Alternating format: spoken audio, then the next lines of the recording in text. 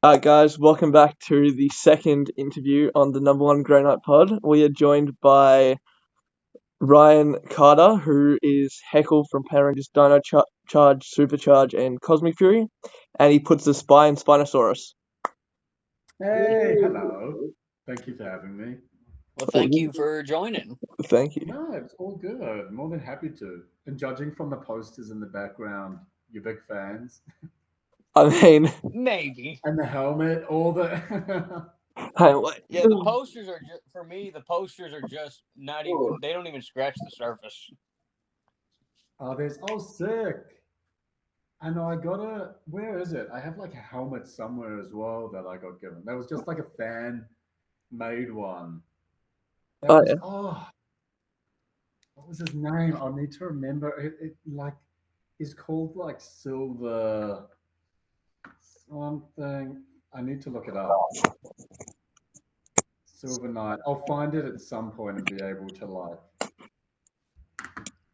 be able to give you like a proper name of who gave it to me. How you guys going? Yeah, we're going good. So you play Heckyl, technically also Snide, but that's your alter ego, played by someone else. Yeah. How did you get the role of Heckyl? Heckyl was just normal like audition. I did like a self tape at first because I was living in Sydney. So I just did a self tape with some friends one night, sent that off.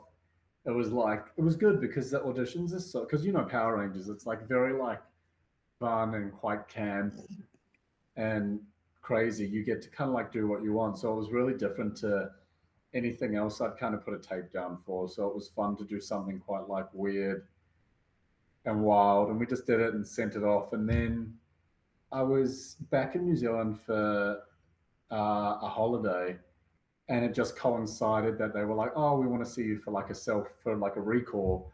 And I was like, "Oh, it's all good. I can like come in and see you in person." So went in, did like the usual, kind of did probably would have been their worst stunt like test ever of them being like, "Can you kick?" and me being like borderline and trying to like attempt to do something that resembled like a high kick, and then being like, "Okay."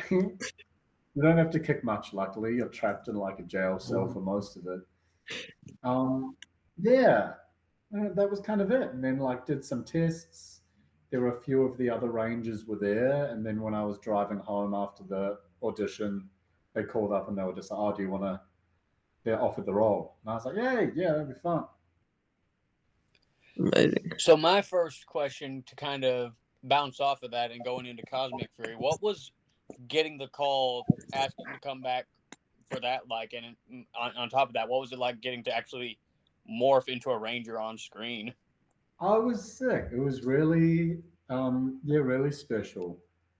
I think mainly because I knew for the last season that they were doing a lot of stuff for fans. Um, and for that, I knew that the kind of idea of that had come from the comic book, kind of like the fan made comic book series.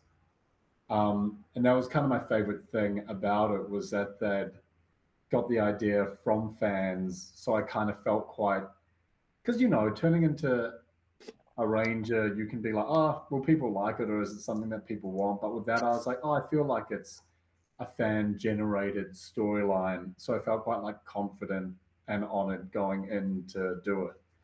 I was really, really sick for all of filming. So that I was low energy, but getting to go back was amazing.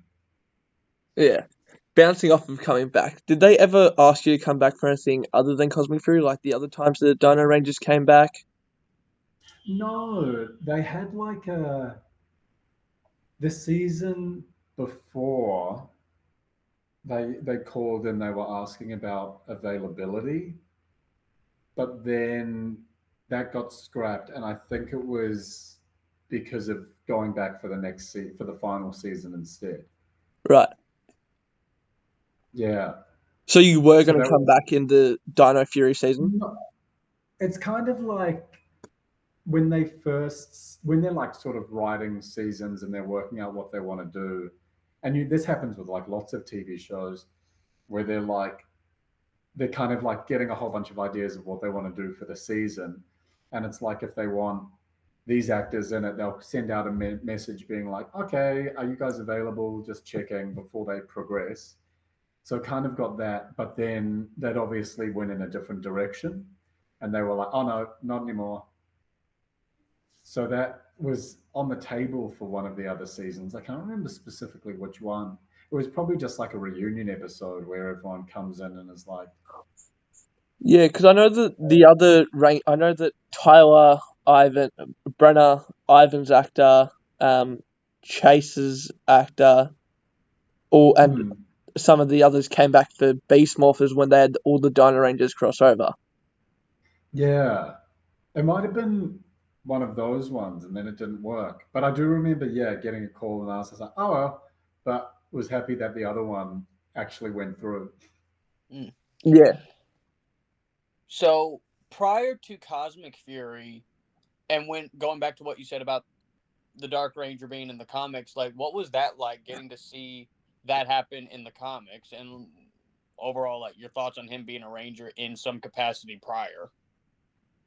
It was really fun. I went to like a, is it called Morphicon? Like a Mm-hmm. Morphicon when I was I lived in LA for a little bit, and I went to a Morphicon just to like, because Darby and Claire, who are the gold and purple ranger from that season, are still good friends. And when I was there, I was hanging with them, and they were going there to do sort of like signings and stuff. And I was like, I'll go to that. And then I was at that convention, and then someone just brought the comic book up to me and was like, "Oh, have you seen this?"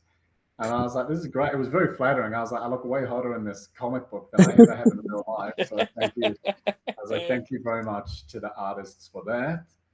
Um, but it was also fun to see there being quite a bit of expansion on his like storyline about his past and about where he was going. It was kind of fun for me as well to like, because when you play characters, where they end up at the end of a series is kind of like the end of their story for you. So when you get to see like a bit of progression of that, it's really like exciting and satisfying to be like, oh, where's this thing that I spent months doing? Like, where's this person that you kind of do get attached to? Where have they gone? Yeah.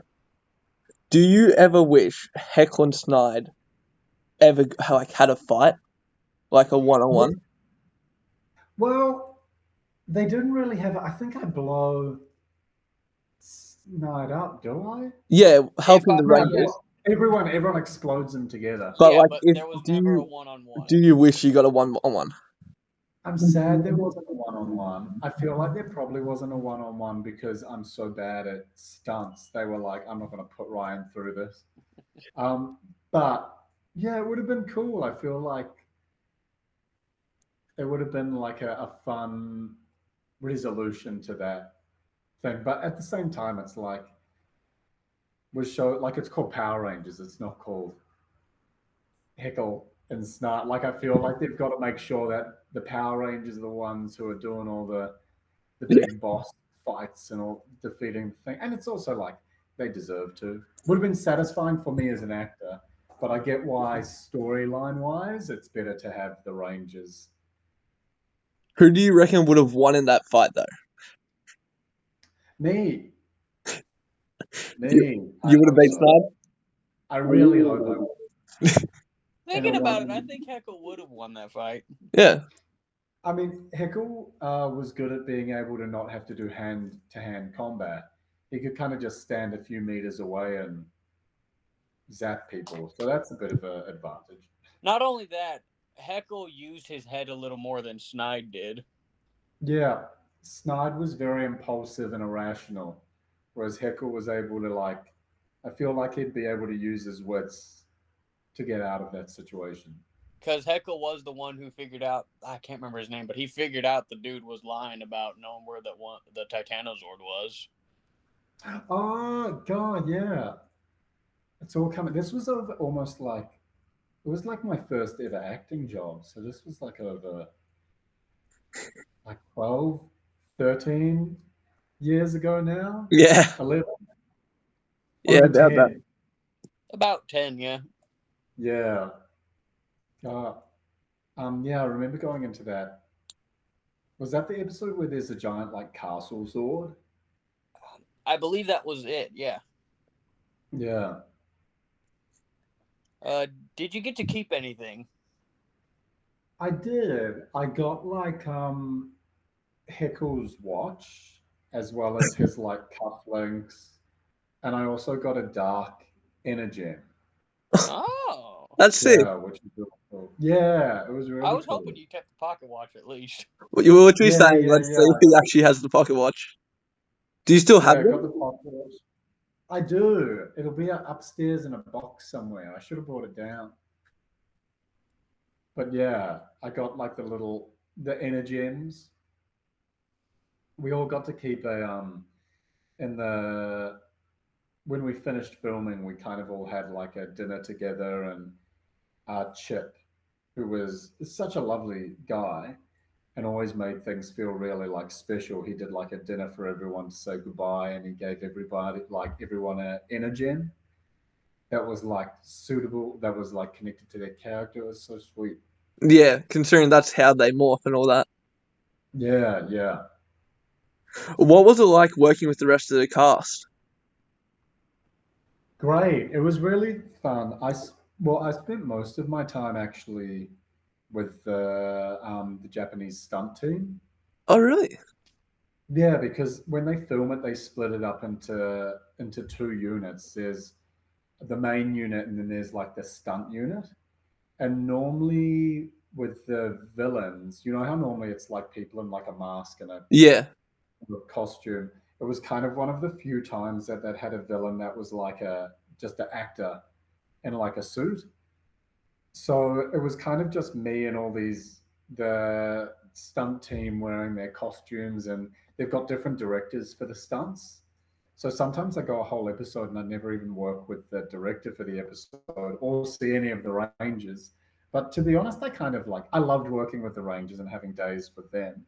But I really liked being in my own team and having the like stunt team, and it kind of gave you a lot more freedom because the directors, who were really lovely people as well, they were the stunt directors were where it kind of got to a point where it was like they kind of just let you have free reign, and do they'd be your like, own thing. more, yeah, do your thing. And by that point, you kind of knew the character the best, so they kind of trusted you with doing stuff and gave you a lot of freedom.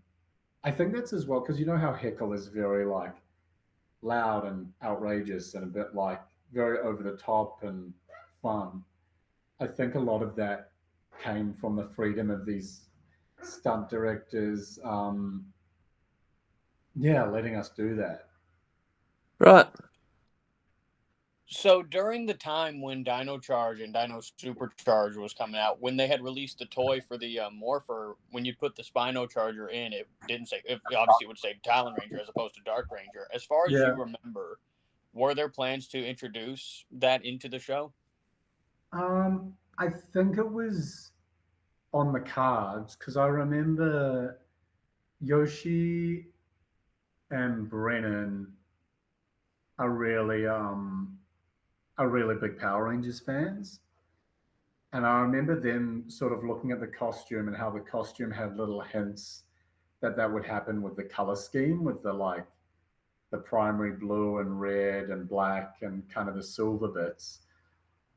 They thought it was like hinting, and I think they were wanting to keep that option open. But then I think time wise and storyline wise, it didn't work. They were even thinking for a while there was like the silver ranger coming in. There was in the storylining for a while. They were like, "Oh, does Heckyl become the Silver Ranger? Like, does that make sense in the story?" But that didn't really work out either. So they kind of had intentions of doing that, but it didn't work because it's hard when you're because you know how the show uses like a bit of the Japanese footage as well as and then kind of mixing that with the American. And I also know that character too in the Sentai, it was a movie exclusive Ranger, and I know getting the rights to adapting the movies was harder than the show itself, so that could have been a factor too. Ah, you might know more about it than I do. Because that was kind of, I just remember it being kind of talked about, and I was obviously like excited because I was like, "Oh, I hope I get to be a ranger. That would be fun." But it never panned out. But yeah, I was super happy with how they kind of wrapped it up. Anyway, it was like a very cute, suitable ending. And then you finally became a ranger in Cosmic Fury. Exactly. And then what is it like 9 years later? I got to become a ranger. Yeah. No, and I had made a joke on a TikTok. If I had a nickel for every time Hasbro did something in Power Rangers that should have happened in Dino Charge, I'd have two, because there was that and the Dino crossover happened in Beast Morphers instead of Dino Charge of all things. Yeah, I think they've just got so many things to balance. And also, it's interesting with Power Rangers because often the fans kind of do have a lot of input into what happens in the show. I think they listen a lot to like what the fans like. If there's a season that wasn't popular, I think they'll often like listen. Like I remember, I won't say which season it was, but I know there was a season before us, which kind of was a bit more like less storyline. Like there was less like storyline stuff and less acting. It was more action. And I think the Megaforce. fans weren't. Maybe I don't know which one, It but I know probably for would our be. season, there was one where, and I think the fans wanted the storylines and they wanted like the character development. So for Dino Charge, they had a lot of like character development and a lot of like effort put into like the storylines. I think what also helped Dino Charge's case was Chip had he was on. I don't know. I don't remember if he was the showrunner, but I know he was on from it way back in 1997 all the way to I want to say about 2001. Yeah, So he knew what he was doing. exactly. Chip was an amazing producer. He was, I'm sure he was the showrunner. Well, he was definitely, I always get confused by terms, but executive producer or producer showrunner. Anyway, he had like final say over sort of scripts and everything. And I think that really helped the show. It helped, I think it always helps when there's like a clear vision, but I think having someone who knows the show and knows what works doing it really helps. Yeah. Now, do you do any of like the conventions? Do you still go to any cons or anything for Power Rangers? I went to one, the last one I went to was in 2024 in LA. I'd been to one before that. I went to one in Florida, and then I went to this one in LA.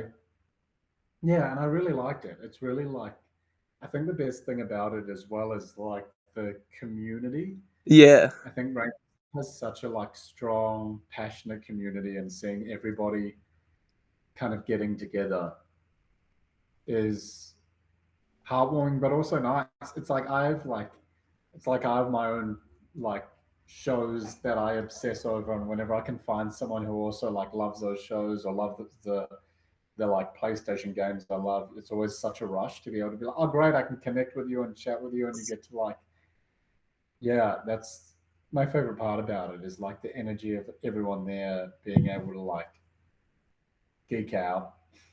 Do you have like any favorite fan interaction at the cons? Oh, what was that? Sorry, you went out of signal. Oh, all good. Sorry, that's my fault. Do you like have any like favorite fan interactions, like them getting? Because like we had Justin Nimmo, Zane from In Space on a couple of weeks ago, and he was talking about how his favorite interaction was when they were like really nervous and building up the courage to go meet him. Do you have any like favorite experiences? When people are in Heckyl outfits, that's my favorite, especially like the Heckyl like Suit?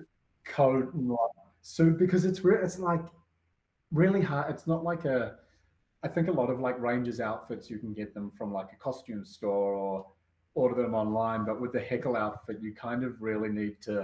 It's quite niche, and you need to Like you really. kind of have to build that one yourself. Yes, yeah, from a whole bunch of different sources. So whenever I see people with those outfits, it's so impressive, but also like such a compliment because you're like, oh, it's got like it's cool that that loud, flamboyant, crazy character is something that people want to like cosplay as.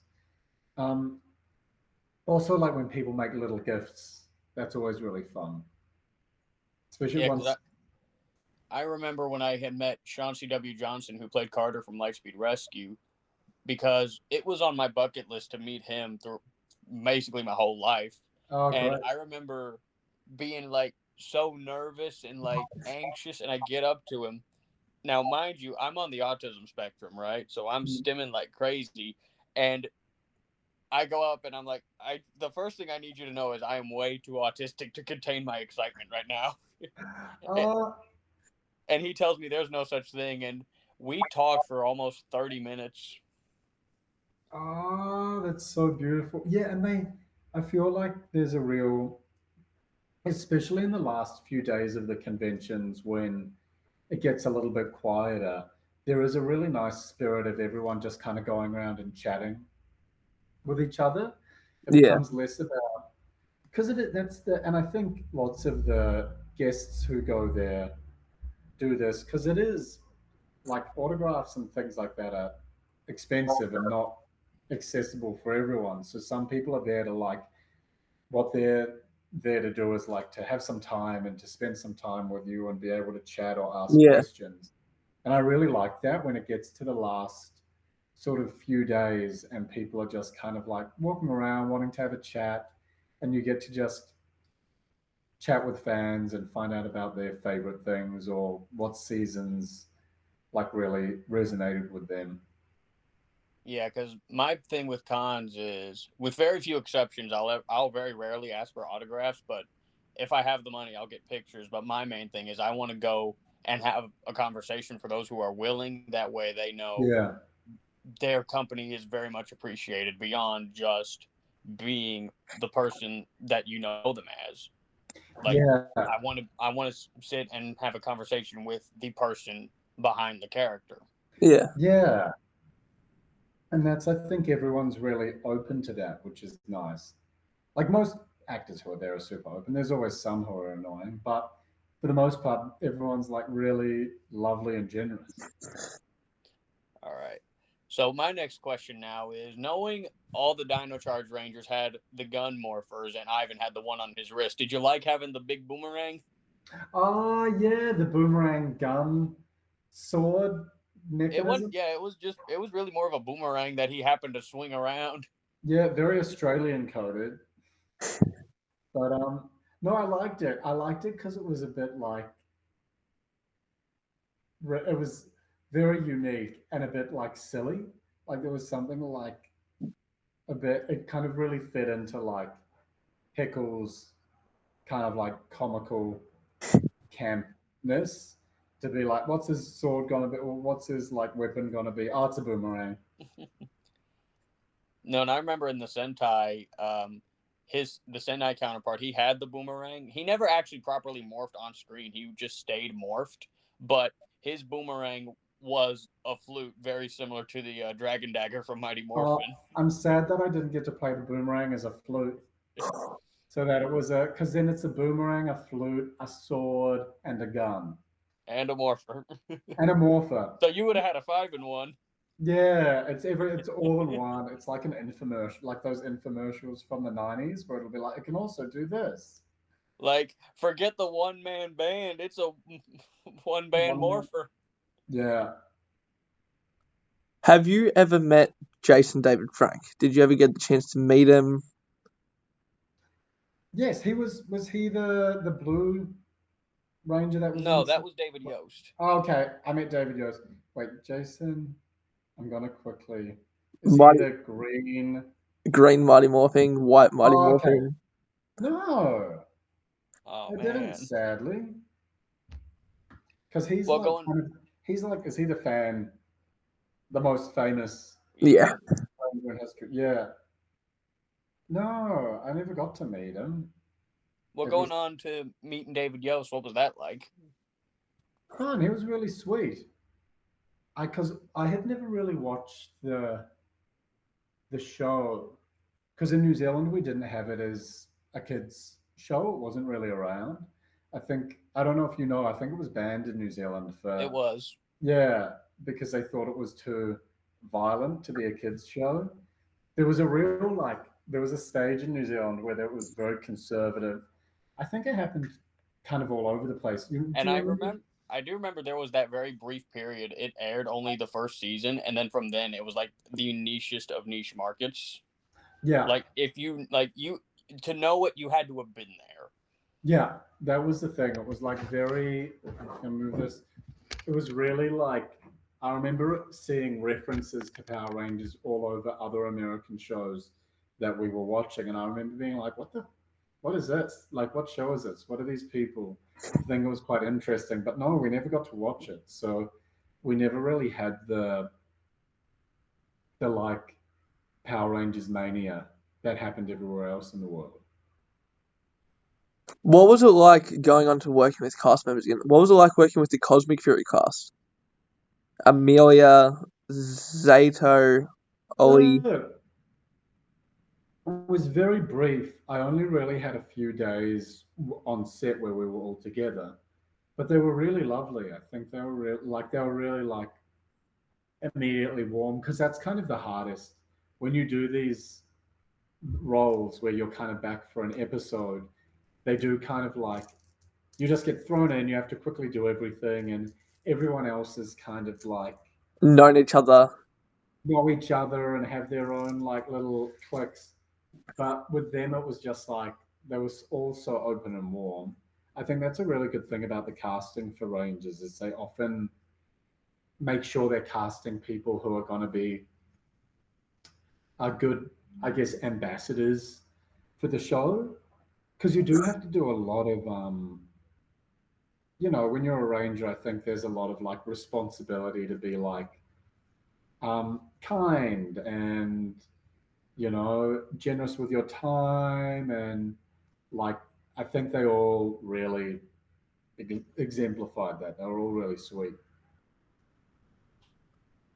Is there any moment that you can think back to when filming that when you were performing that moment, that's when you felt like you were the best suited for Heckyl? Um, I think there's was it called Lord Xenon? There was like Arcanon. There was a scene when like he's talking about killing my parents and blowing up my planet, and it was just like a fun day of well, not a fun day. It was just kind of like screaming and like a big emotional stuff and kind of like doing all that. That was when I was like, oh yeah, I like this character, and also felt like it was nice to get a villain where you got like a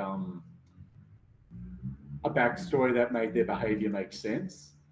I think a lot of villains in Power Rangers they're just kind of like evil for the sake of being evil, Yeah, it's which very black and white with a lot of them. yeah, which makes sense. But it was fun to be able to do that, and I think as well like but at that point I knew like the team on this because it was on the stunt unit well, so we kind of all worked together to make sure that moment felt like a big moment for that character and for Heckyl. And I think for a lot of people who liked Heckyl, I think one of the reasons they did like him was because he had this backstory and he had a bit of like Yeah. two dimensional. He was three dimensional instead of Sledge, who was very just a big green evil guy trying to. What was the name of his girlfriend? Poor Sandra. Poisandra. Corsada, yeah. It was just in a toxic relationship. Yeah. Yeah. Have you seen the other seasons of Power Rangers? No, I haven't watched much Power Rangers. I watched our season, and I watched little snippets of seasons. Um, were you going to ask if I have a favorite or Yeah. ruining your question? Um, no, because by the time it was like I kind of missed the boat on getting into the show. By the time I was on it, so my favorite season was my season. Fair. Fair enough. This will be my last question. Well, Cosmic Fury didn't use much Sentai footage. It was mostly actually all original footage, apart from Zord footage. But if you could have chose any other color for Heckyl other than the navy blue, what do you have a color in mind? It's so boring, but just like black. I feel like it's such a strong color. Oh, that's such a boring answer though. I want to like maybe think about it. If I wasn't gonna be boring, it would be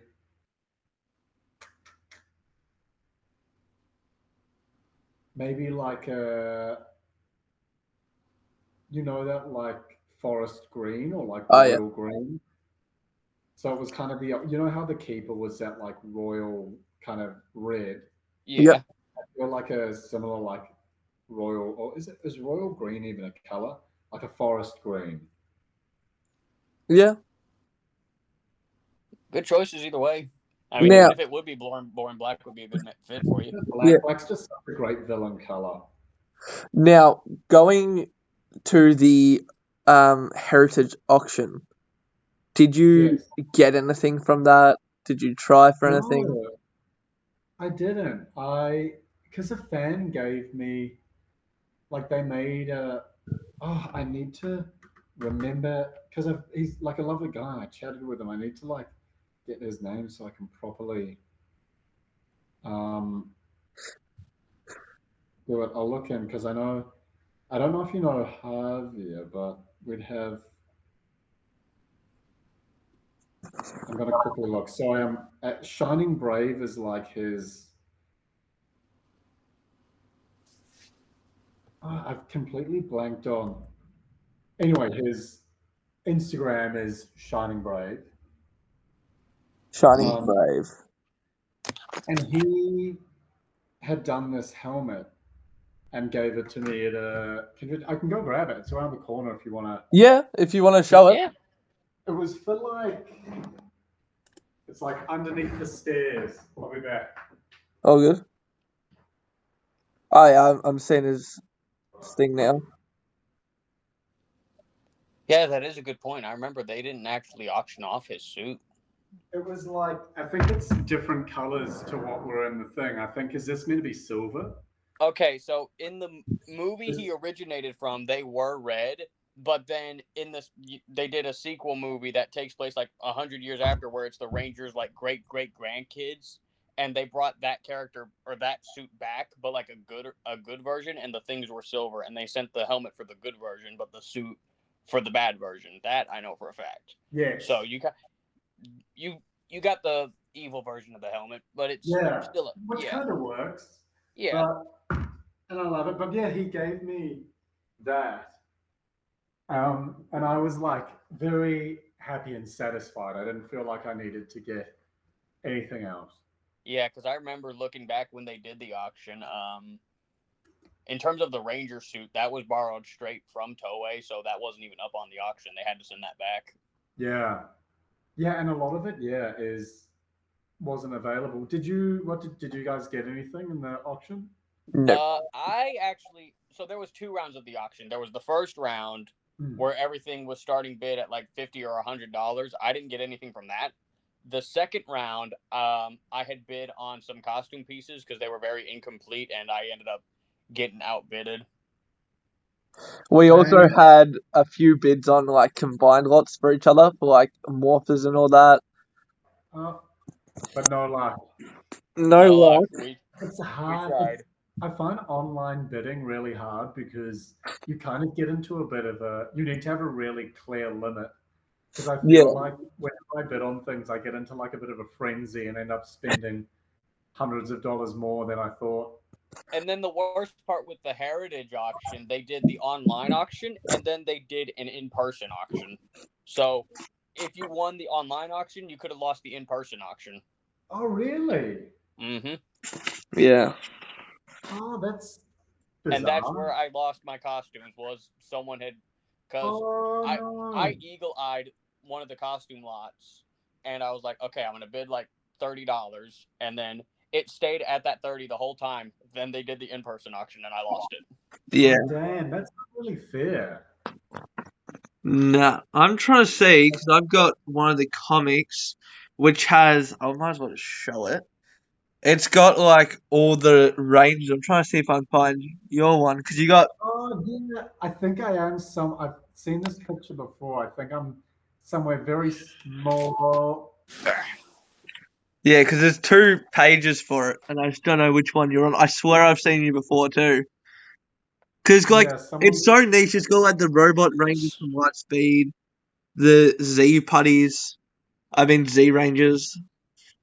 Yeah, someone got me to sign the. Is that? No, that's not me. No, Someone got me to that's sign. Brennan, and then Chase.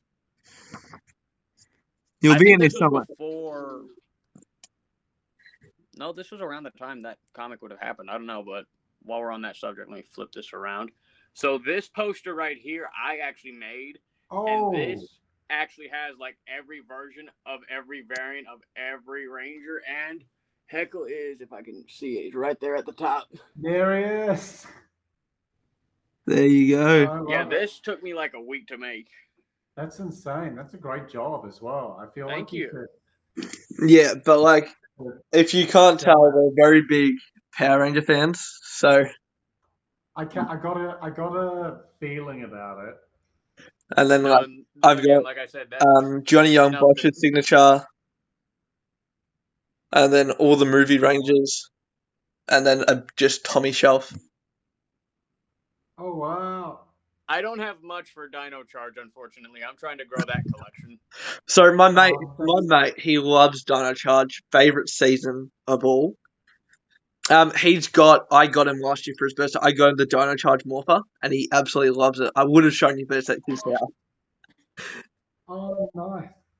I like that season as well. I what were your about how about you guys? What were your favorite seasons? Which were So the ones my that kind of favorite like season would have to be Dino Thunder, with Connor McKnight being the my favorite Ranger of all time. oh So yeah. then we've got from the Sentai. Me and Hayden have these rings. So you twist them, and these is from the new last Sentai. Oh So that's how sweet. they morph into past Rangers, like kind of like Megaforce, but instead it's rings. Ah, I like that. Very fashionable. Yeah, So for me, my favorite would be Lightspeed Rescue. And Oh yeah. hang on, Oh see if I can wow. go to it. There. I have a whole shelf dedicated to my Lightspeed Rescue merch. Oh wow. Hayden's collection And is much I even bigger than have mine. my. Yeah, Yeah. that looks like an amazing collection. Mm hmm. Been collecting the show my whole life. I like the way the walls are even painted. Oh, with Oh, almost yeah. like the Because I Yeah, initially was stuck on what pattern to do, but then I decided to do the diamonds like the original Mighty Morphin, and it actually ended up looking really nice. yeah, it looks sick. Thank you. yeah, but like I've been in it. I always say this to everyone that we meet. Um, my earliest memory I've ever got is me watching Power Rangers. Funnily enough, is sitting down on my lounge room carpet in one of my old houses, just watching the Mystic Force intro. I'm loving it. And then So, what Because I was was it? born 2006, so Mystic Force is the season that I grew up on the most. Oh wow. see, in my story is I was born in 2000, and I was about 3 years old, and this is pre-autism diagnosis. I couldn't really get into anything. Like my parents thought it was so weird. I had nothing I was passionate about or into. So back in the day when VHS tapes were a thing, my older brother had some Power Ranger VHSs and just put them on for me, and I was hooked. Oh wow. Your parents must have been like, oh thank God. Yep. And then seeing all the like things coming in there, we're like, What have we started? No, yep. No, and it's funny too. Like a couple years later, when I was 5, was when I finally got my autism diagnosis, and my mom is telling me the story of it because I can't remember none of it, and she's telling me the story, and she tells me, "I'm glad you ended up being autistic. I thought you were just stupid." Like, no, you're just particular. Very, You're just waiting for very something particular. very specific to fall in love with, and it was Power Rangers. Mm-hmm. But Mitch, you think you got anything you want to ask? Because I'm out of questions. I do have a question. Would you be willing to grab the Energem and Pocket Watch so we can see them? I I can go see if I can find the Energem because I think I remember where I put that, and I'll quit. The pocket watch might be with it. I'll be 1 minute. Easy, thank All you. right.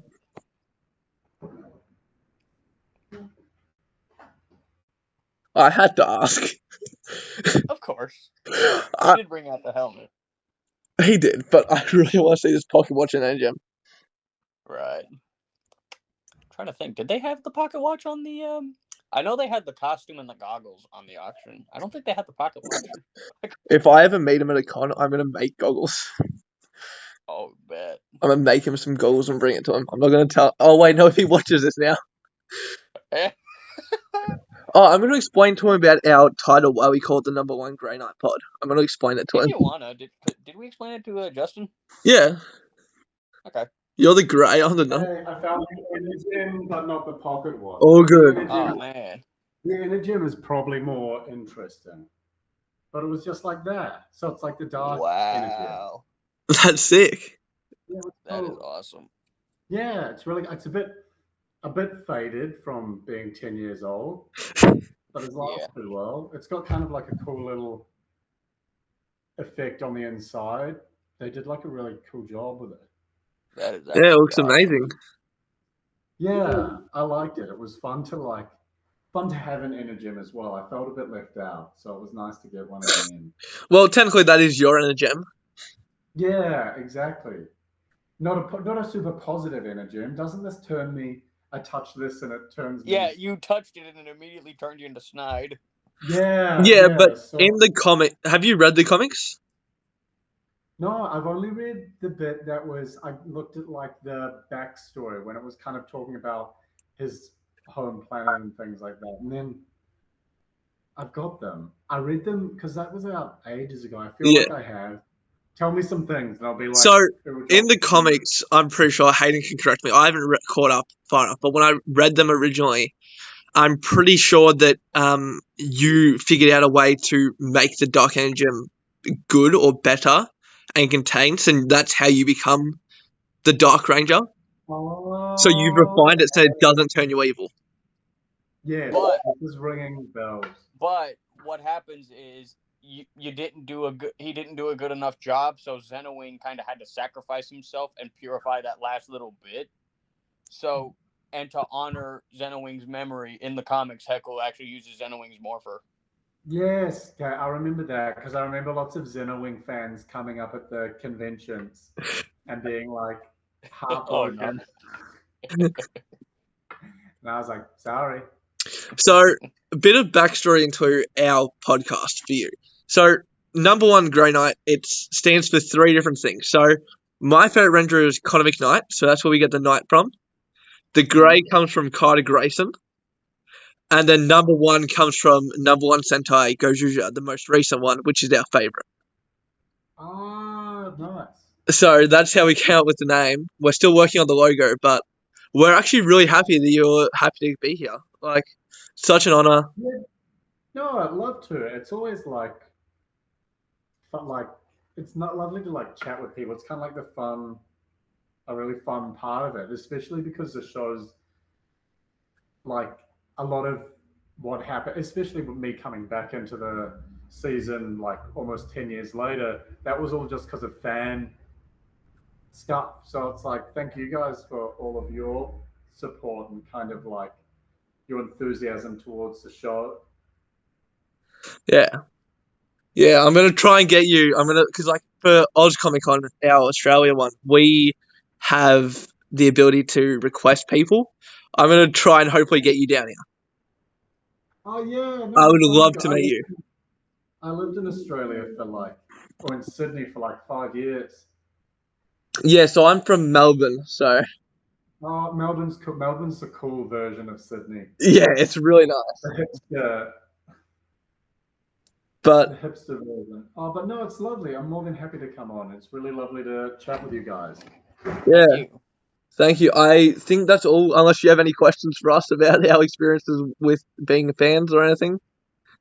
Oh no, like it was nice. I feel like I got a good idea of like all of your favorite things. It was nice to see like the collections you have as well. Yeah. Yeah, it's sick. And thanks so much for all of your support. No, thank you. You're welcome. And again, thank you very much for coming Thank you on. for coming. As always, And guys, yeah, this good has luck. been Good luck another with episode of Number One Grown-Up Pod. Make sure to unleash the power, and we'll catch you in the next one. See ya. Bye.